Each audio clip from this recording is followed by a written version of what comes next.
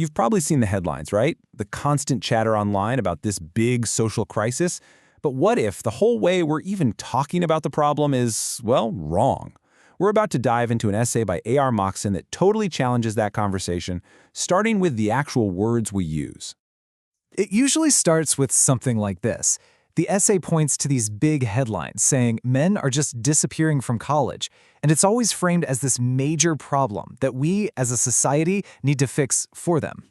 And of course, the narrative doesn't stop there. The author then highlights another really common angle you hear. These super popular podcasters saying there's this global decline, and guess who they say is the problem? Women. And that exact framing is what this essay is all about taking apart. Which leads us to this huge question that gets thrown around: should society step in? See, when you frame it like that, it's no longer a personal issue. Suddenly, it becomes society's job to solve this problem for the men who are supposedly struggling.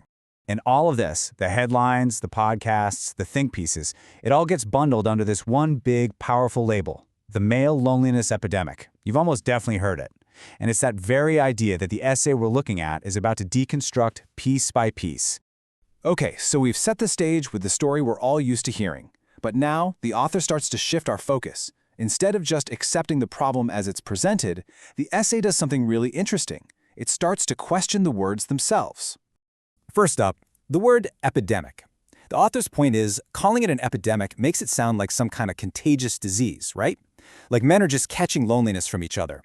And if that's the case, the only cure would be to isolate them, which, of course, is the exact opposite of what you do for loneliness. And then there's the word male.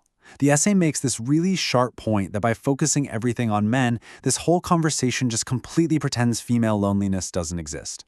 It really makes you wonder, whose problems do we decide are important enough to worry about? And that brings us to the biggest question of all, the real core of it. What are we actually talking about when we say loneliness? Is it about not having friends? Or not feeling part of a community? What does it really mean here? Well, according to the author, no. The argument is that if you really listen to what's being said in this specific discourse, loneliness isn't about companionship at all. It's actually a code word for a lack of sexual opportunities, specifically with women who don't have the power to say no. So how did we even get to this point? To really get it, the author says we need to see this not as a new problem, but as a really old conflict between two totally opposite ways of seeing the world. So the first system goes way, way back. The essay reminds us that for centuries, the whole structure of society was basically built on the idea that women weren't people in their own right. They were seen as property, something to be owned by a father and then handed over to a husband. And that brings us to what's really the heart of the whole essay. The author breaks it down into these two competing systems, and the definitions are just incredibly simple and direct. On one side, you have patriarchy, the system that says women are the property of men. And on the other, feminism, the system that says women are human beings. That's the battleground. So naturally, when feminism started making headway and women began to gain more autonomy, a massive conflict kicked off. For men who were raised entirely within that old patriarchal system, it felt like something was being stolen from them, something they'd been told their whole lives was basically their birthright. Now, you might think a system like this only hurts women, but the author argues that it actually comes at a huge cost for men too, that it creates a kind of prison that they build for themselves. And the logic here, according to the essay, is pretty straightforward. If a man is operating on the belief that women are property, but he's interacting with women who believe they're people, well, the natural outcome is rejection. And that constant rejection leads directly to the very isolation and loneliness we're talking about. The author calls this a self-imposed prison, and it's built out of this endless list of rules about what men can't do. I mean, the examples are kind of wild. You can't use sweetener in your coffee, you can't watch The Wizard of Oz, you can't show any emotion except for rage. The walls of this prison are made of all of these tiny restrictive rules. At the very center of this prison is this idea of value. A man's worth isn't about who he is inside. It's all about external stuff that other men approve of. How much money you have, what your body looks like, and, maybe most importantly, whether you possess a high-value woman. People basically become trophies.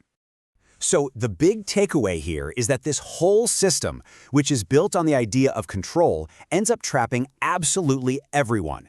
It doesn't just bind women, it restricts and isolates men inside a cage that gets smaller and smaller over time. All right, so if that's the diagnosis of the problem, what's the cure? The final part of the essay lays out what the author sees as the only real way out, and it completely flips the meaning of the title on its head. And here it is, the author's central argument for a solution. It's a pretty radical idea. The very thing that often gets blamed for the problem, feminism, is actually the only real path to freedom for these men. Why? Because it's about seeing everyone as a full human being, including themselves. And that brings us to the phrase itself. Fix your hearts or die. It's actually a line from a character in Twin Peaks, and when you just hear it like that, it sounds incredibly harsh, doesn't it? It sounds like a threat. But the author completely reframes it. It's not a threat, like, if you don't change, we're coming for you.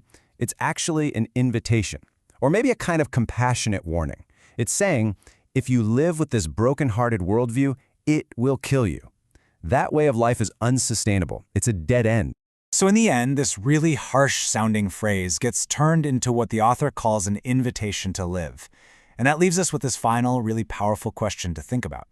If someone were to actually accept that invitation, to fix their heart and choose a path of liberation, what would that even look like? What would have to change?